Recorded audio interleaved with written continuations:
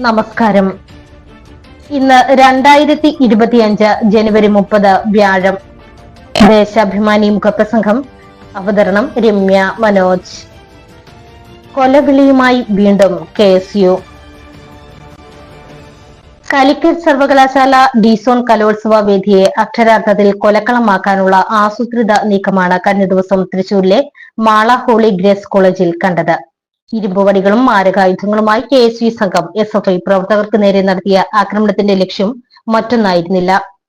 ഗുരുതര പരിക്കേറ്റ SFI പ്രവർത്തകരെ ആക്രമികളായി മുദ്രകുത്താനുള്ള ശ്രമമാണ് അതിനുശേഷം അരങ്ങേറിയത്.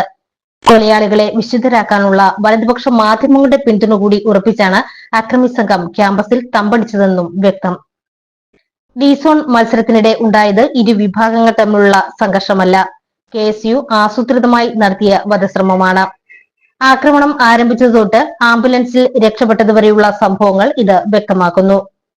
മത്സര നടത്തിപ്പും ഫലപ്രഖ്യാപനവും പോയിന്റ് നില പ്രസിദ്ധപ്പെടുത്തലുമെല്ലാം അനന്തമായി വൈകുന്നത് ചോദ്യം ചെയ്ത മത്സരാർത്ഥികളെയും കോളേജ് യൂണിയൻ ഭാരവാഹികളെയും KSU ജില്ലാ പ്രസിഡന്റിന്റെ നേതൃത്വത്തിൽ ആക്രമിക്കുകയായിരുന്നു. പരിക്കേറ്റ രണ്ടുപേരുടെ നില ഗുരുതരമാണ്. മാരകായുധങ്ങൾ ശേഖരിച്ചത് തന്നെ മുന്നൊരുക്കം വെളിവാക്കുന്നു. കയ്യും കാലും തല്ലിയൊടിക്ക്, വേണമെങ്കിൽ കൊന്നോ, ജയിലിലേക്ക് ഞാൻ പൊയ്ക്കോളാം എന്ന് KSU ജില്ലാ പ്രസിഡന്റ് ഗോകുൽ വിളിച്ചു പറഞ്ഞതായി ദൃക്സാക്ഷികളായ വിദ്യാർത്ഥികൾ പറഞ്ഞു.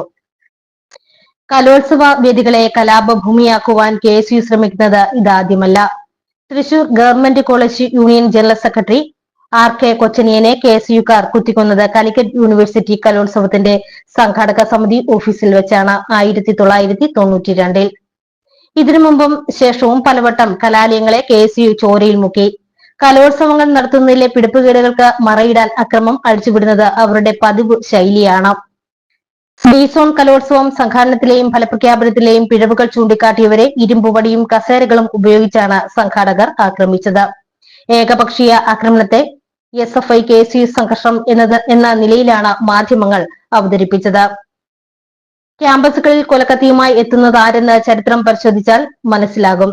തലശ്ശേരി ബ്രണ്ണൻ കോളേജിലെ അഷറഫ്, ഇടുക്കി പൈനാവ് എഞ്ചിനീയറിംഗ് കോളേജിലെ ധീരജ്, പത്തനംതിട്ട കാത്തോലിക്കറ്റ് കോളേജിലെ CV ജോസ്, പട്ടാമ്പി സംസ്കൃത കോളേജിലെ സെയ്താലി, പന്തളം NSS കോളേജിലെ G ഭുവനേശ്വരൻ തുടങ്ങി എത്രയെത്ര SFI പ്രവർത്തകരാണ് KSUവിന്റെ കൊടും ക്രൂരതയ്ക്ക് ഇരയായത്.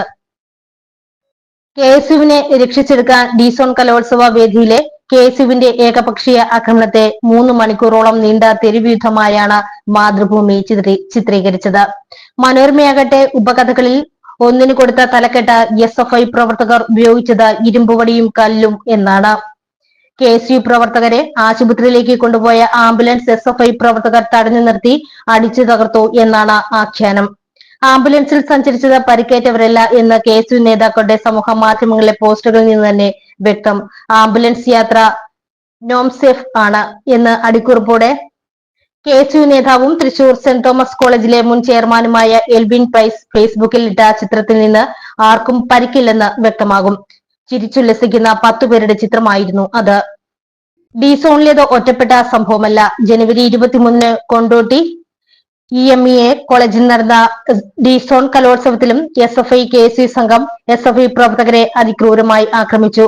അതിനും ഒരാഴ്ച മുമ്പ് കാലിക്കറ്റ് യൂണിവേഴ്സിറ്റി യൂണിയൻ കാർണിവലിനിടെ ക്യാമ്പസിലെ department students union office MSF തല്ലി തകർക്കുകയും വിദ്യാർത്ഥികളെ ആക്രമിക്കുകയും ചെയ്തു. ആഴ്ചകൾക്ക് മുമ്പ് കേരള സർവകലാശാല യൂണിയൻ തെരഞ്ഞെടുപ്പിൽ തോൽവി ഉറപ്പായതോടെ KSUവിന്റെ നേതൃത്വത്തിൽ വോട്ടെണ്ണൽ അട്ടിമറിച്ചു. ഇതേ തുടർന്ന് വിജയികളെ ചുമതലയേൽക്കാൻ താൽക്കാലിക VC അനുവദിച്ചിട്ടില്ല. യൂണിയൻ ചുമതലയേൽക്കാത്തതിൽ കലോത്സവം തന്നെ നടത്താനാകാത്ത സ്ഥിതിയാണ്. സർവകലാശാലകളിലും ക്യാമ്പസുകളിലും ജനാധിപത്യ വേദികളിലും സർഗാത്മക പ്രവർത്തനങ്ങളും അട്ടിമറിക്കാനാണ് താൽക്കാലിക VCമാരെ ഉപയോഗിച്ച് സംഘപരിവാർ ശ്രമിക്കുന്നത്. ഈ നീക്കങ്ങൾക്ക് കരുത്തു പകരാനാണ് KSU MSF സഖ്യത്തിന്റെ ആക്രമണങ്ങൾ. കോൺഗ്രസിന്റെയും മുസ്ലിം ലീഗിന്റെയും ഉന്നത നേതൃത്വത്തിന്റെ അറിവോടെയാണ് ഈ ആക്രമണങ്ങൾ. ദേശാഭിമാനി മുഖപ്രസംഗം ഇവിടെ പൂർണ്ണമാകുന്നു. നന്ദി, നമസ്കാരം.